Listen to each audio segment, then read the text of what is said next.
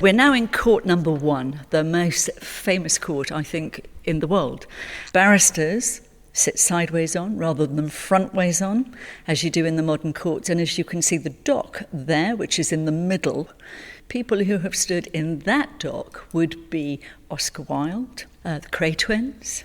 More recently would have been So a Murderer, the Yorkshire Ripper, Crippen.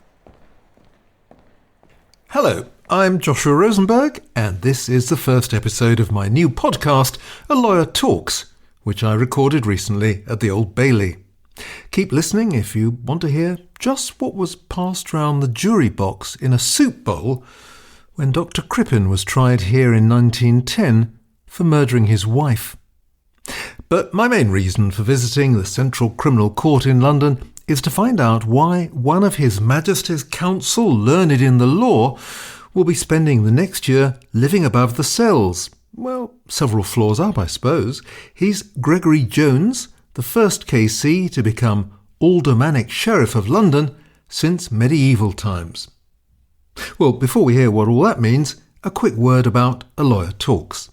Although this episode is free, to hear future podcasts you'll need a subscription to my Substack blog, A Lawyer Writes. That costs £4.99 a month or £50 a year. And for that you'll receive a written post pretty much every day and a podcast once or perhaps even twice a week. Some will be recorded on location, like this one, while others will be full-length interviews with leading figures in the law. To find A Lawyer Writes, just search for Rosenberg with a Z and Substack, all one word. Back now to the Old Bailey and my visit behind the scenes. I'm Fiona Adler and I'm the honorary secondary of the City of London. So I'm second of the two sheriffs. They're the primaries, I'm the secondary. Sheriffs come and go, and then there's someone underneath who kind of knows what they're doing. I liaise between the judges, the permanent judges, of which we've got 15, and the sheriffs, clerks, ushers, but the recorder, the most senior judge here at the Old Bailey, just calls me the fixer. And we're here in the Old Bailey in a private part of the building that the public never sees. The corridor that we're on at the moment was finished in the early 1970s, and it's the Shrieval corridor. You can always tell when you're in a private part of the Old Bailey, it's got carpets. When you're in the public side of the Old Bailey, it's got wiped clean floors. And this is the corridor where both sheriffs live during their year of office. And it's a bit like a glorified hall of residence.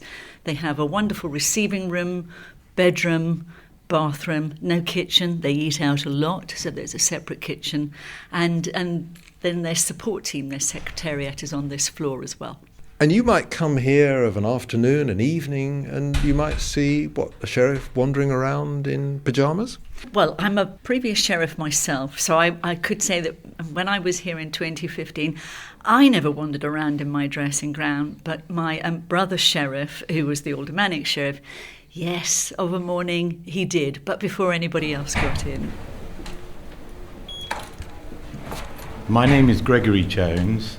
I'm a practicing barrister in Francis Taylor Building, which is a barrister's chambers specialising in planning, environmental and public law. And that's the area you practice in? That's predominantly the area I practice in, as well as a small area of ecclesiastical law. Are your chambers actually in the City of London? Yes, they're in Inner Temple, and Inner and most of Middle Temple are within the bounds of the City of London. And you became involved in city affairs at some point in your career? Yes, I took silk in 2011, and it was just after that I was asked to run as a common councillor in the City of London elections. Common councillor is a councillor elected by the wards of the City of London to represent the citizens and business people and employees within the square mile. And you're now an alderman? Yes, that's another type of councillor. There's only one for each of the 25 wards, so each ward gets an alderman, and that's like a senator, if you like, also directly elected by the workers and residents of the ward. In some ways, the City of London Corporation is the same as any other local authority in England and Wales. In many ways, it's unique, but it has to deal with roads and libraries and all the things that happen in local government. That's quite right. And for many years, for example, I sat on the Planning and Transportation and Highways Committee carrying out effectively local government functions. You're also about to be sworn in as a sheriff here in the City of London. What does that mean? I was elected along with David Chalk as one of the two sheriffs in June, and we take office in September of 2024. The primary function is to support the Lord Mayor, and the secondary function is to support the judges at the Old Bailey. We're at the Old Bailey now. What does supporting the judges mean? The primary purpose is to host the judges for lunch and to introduce them to a range of guests, both from the media, but also maybe victims of crime and others, in order that the public can gain a wider and perhaps more perceptive understanding of the working of the judiciary. And the judiciary perhaps meeting people they wouldn't otherwise meet? Sometimes, yes, because here at the Old Bailey, the diet is one of terrorism and murder, and therefore the nature of the work that they see is of the highest order, but from a very obviously narrow section of community, I would hope. So what sort of people are invited to have lunch here with the judges at the Old Bailey? There's a range from those that are engaged in the City of London in businesses. There are people that the sheriffs themselves personally will wish to invite, whether that's from a range of professions, whether it's journalism, the law, business. But as I say, it will also be people who are engaged in various charitable activities, not necessarily to do with crime or rehabilitation of offenders, but they will include bodies such as that. And lunch here is brisk because the judges have to go back to court, but it's quite formal. It used to be more formal. The judges used to wear their wigs at the table, and that is no longer the case, although they will be obviously wearing their gowns. But it is brisk, and it is not a gourmet feast. It's a working lunch, and it is finished by 2:00 and starts at 12:30, and then the visitors can accompany the judges back into court to observe the workings in the afternoon. It must be fascinating for people who are not directly involved with the law. The feedback that we have is extremely positive, and the only complaint is that sometimes judges want to know about the guests and the guests want to know about what the judges are doing. It's incredibly valuable that people see our judges. We have very impressive judges. Half our judges are women. The way in which they approach their work is incredibly professional, and I would also say compassionate. So you're a bit of a social secretary. You're bringing in people who the judges want to meet and who want to meet the judges. In a way, that's correct. And it's very important that you get it right.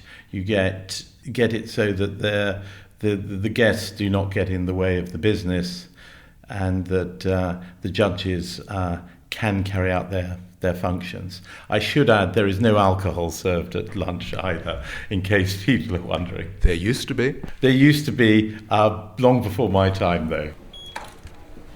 This is the judges' dining room. Because this court is particularly special compared to all other Crown courts in that it's funded by the Corporation of London, this is the only court in the country where the judges are given lunch every day. They don't have to pop out and get a sandwich. And the sheriffs, during their year of office, invite guests in to see one of our greatest exports, which is the rule of law. And they come here for a very, very quick lunch and then the opportunity to sit in the courts. But you'll see all around the walls are the sheriff's shields.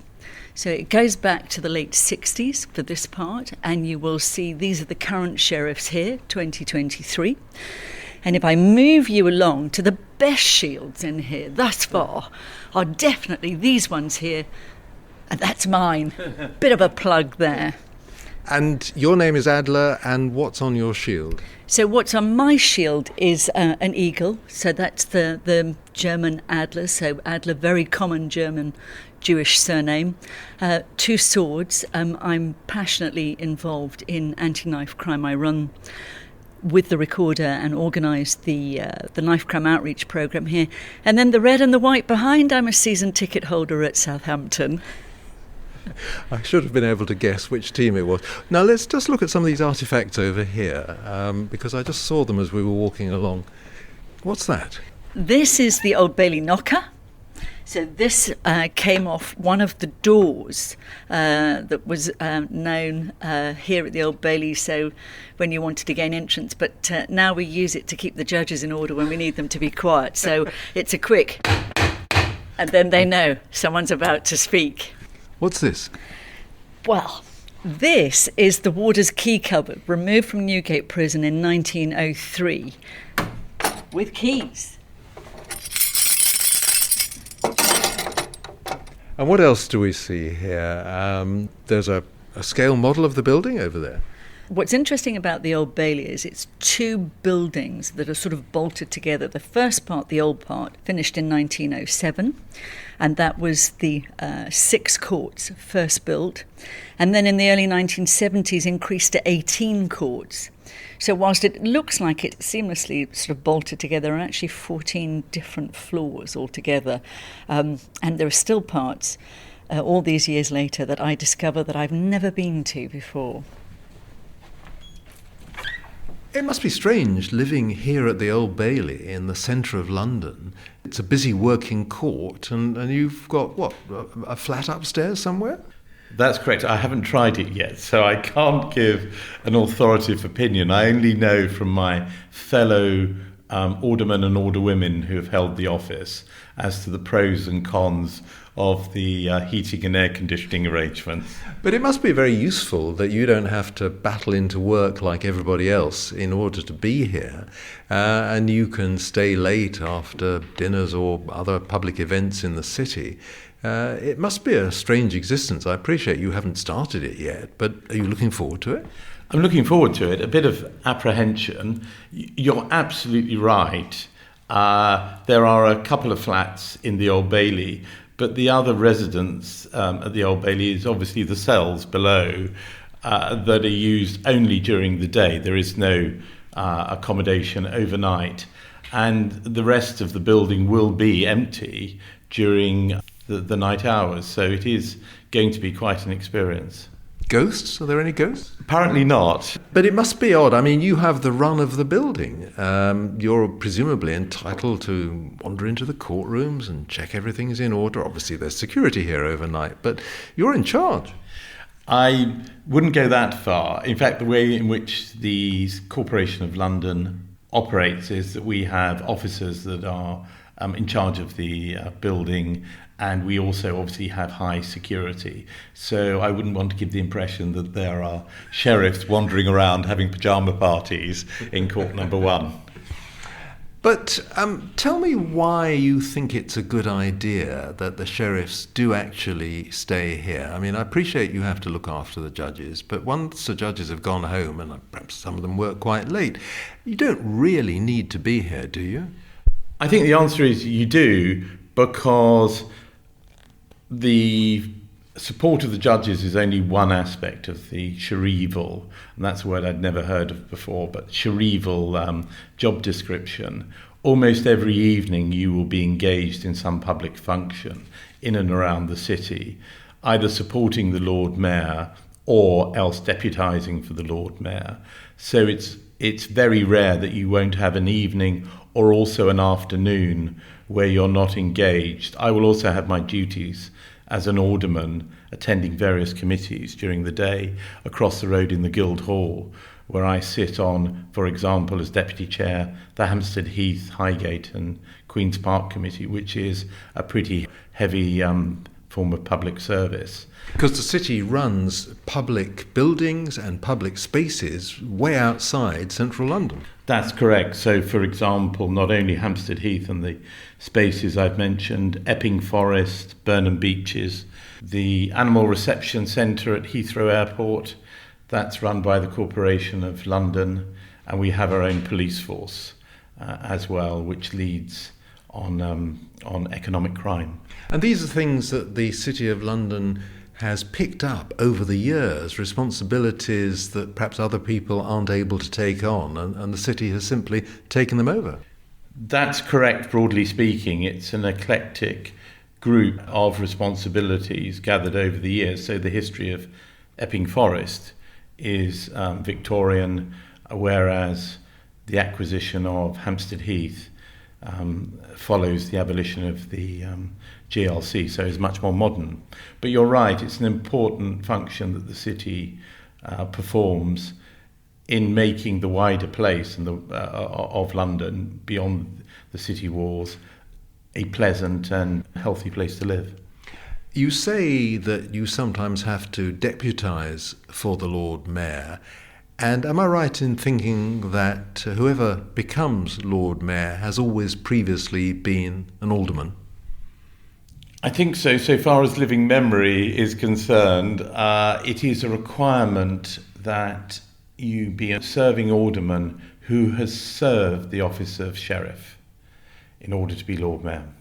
That makes you eligible for election at some point in the future then? Once I finished my term, I would continue to serve as an alderman and then be eligible to be Lord Mayor. You're a lawyer by training and by practice. Are you going to be able to do much of your legal work during your year as a sheriff here at the Old Bailey? Well, so as far as those instructing me are concerned, yes, I'm available, and my clerks at FDB are happily accepting instructions. It will be a challenge because this is a time commitment. I regard it as an important public service, and particularly I see the role of sheriff very much linked to the promotion of the rule of law. Let me ask you about the rule of law. What can you do as sheriff to enhance the rule of law here in the City of London and in the criminal justice system more broadly? The City of London has always been a big supporter of the rule of law. Commerce and business in this country is founded on the rule of law. As sheriff, I wish to promote the rule of law, not just in the criminal sense, we're on the site of the premier criminal court in the country, but also by holding a series of high-profile lectures. Hopefully you're going to be speaking in one of them, engaged with leaders in business and the community on a range of legal subjects, from AI and the law to sentencing and the law. So I hope by doing that we will make this a forum for the rule of law in all its aspects. And that's something that you can do because of your background as a lawyer, and something that not all your predecessors as sheriff have been able to do, presumably. I think my predecessors have promoted the rule of law and have done an excellent job. I think, obviously, as you say, as a practicing barrister, and I believe only the first practicing silk in the 900-year history of the office, to be sheriff, I have certain advantages.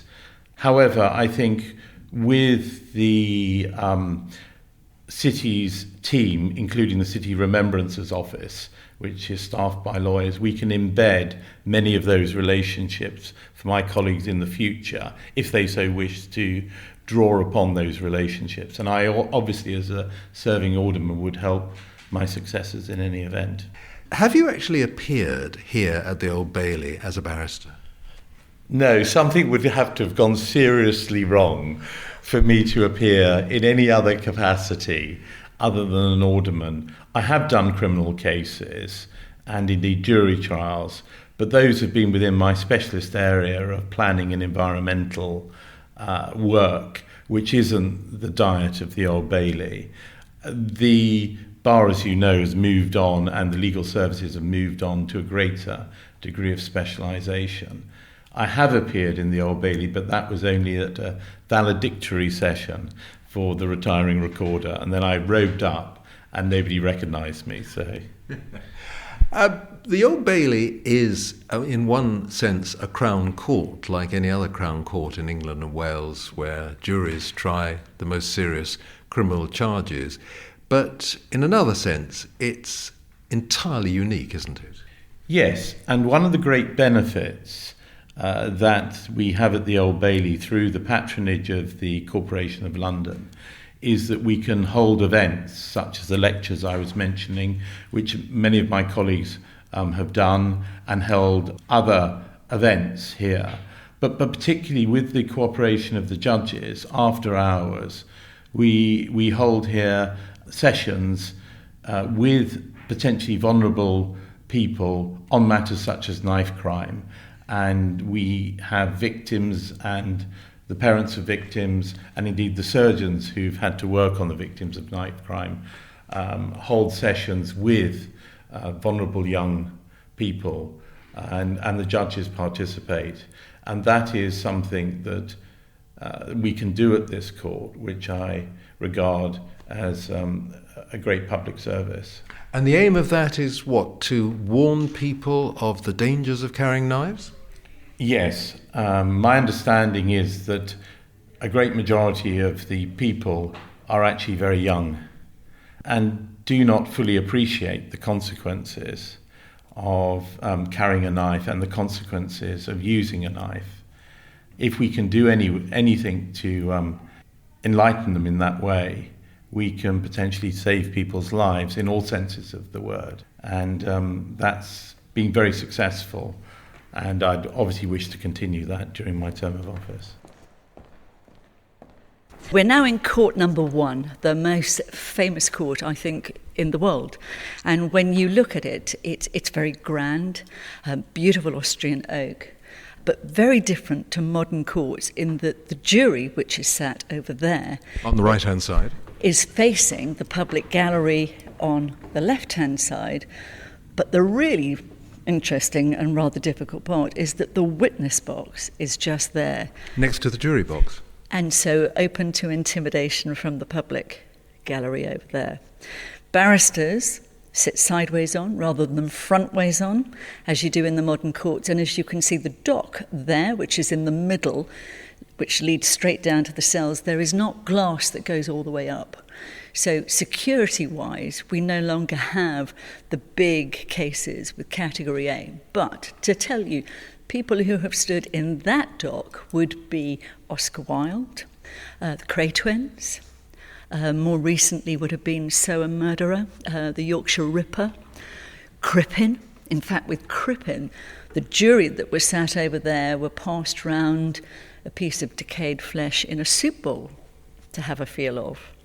So this is a court with incredible history, but it's also now a court that sees all our knife crime work, because all our young people who come in here who've already got a conviction for carrying knives find this room very, very imposing, and they sit incredibly still and listen to the work that we want and the message we want to portray to them.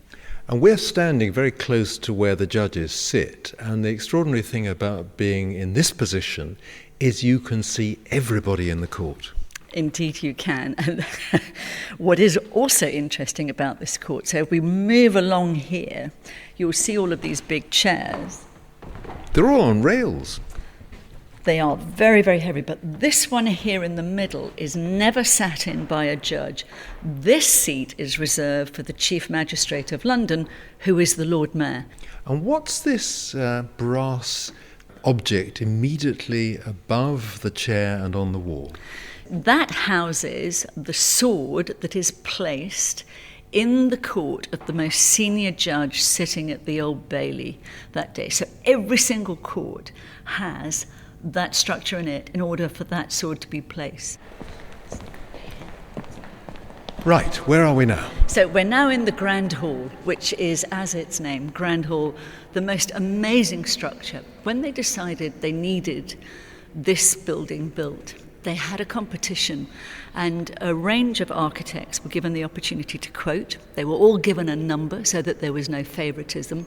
And the one that won was the gentleman whose painting is up there, and that's Mountford. And they say that this design won because of this mini dome above us, because it's the mini dome to St. Paul's, which is just over there. And where we're standing underneath this mini dome, above us outside is the statue of Justice. 22 tons of her, covered in gold leaf. People think she's blindfolded. She's not. Her eyes are wide open. She sees absolutely everything that goes on.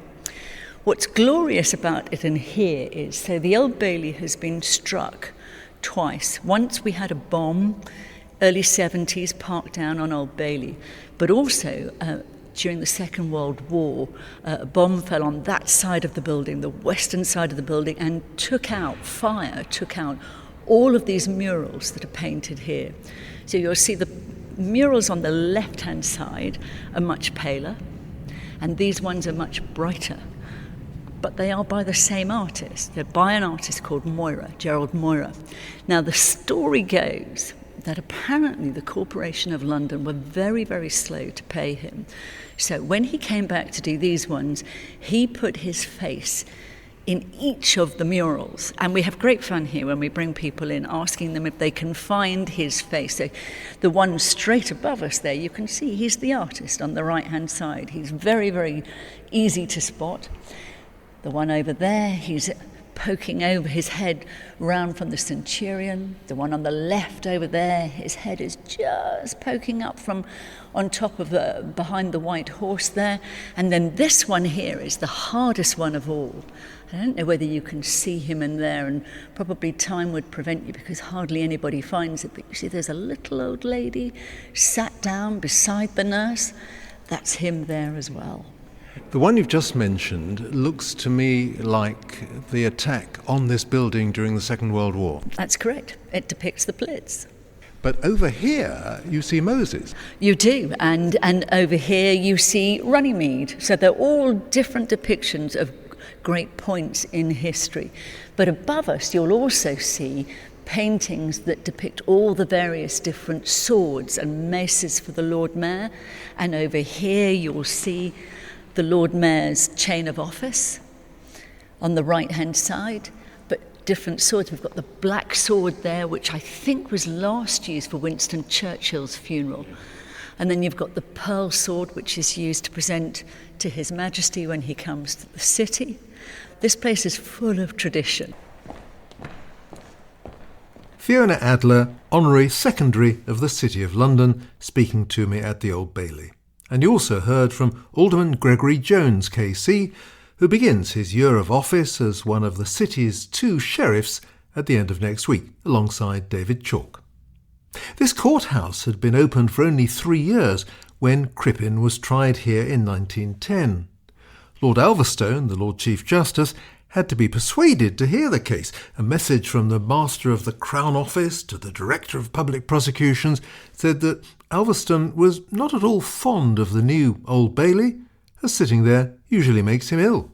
Still, he carried on sitting for another 3 years, which is more than can be said of Dr. Crippen. You've been listening to A Lawyer Talks, a new podcast presented by me, Joshua Rosenberg. For more details of how to subscribe, and to see the letter condemning Crippen to death, as well as pictures of the courtroom and of my guests, just go to my Substack blog, A Lawyer Writes. And do join me again soon for the next episode of A Lawyer Talks.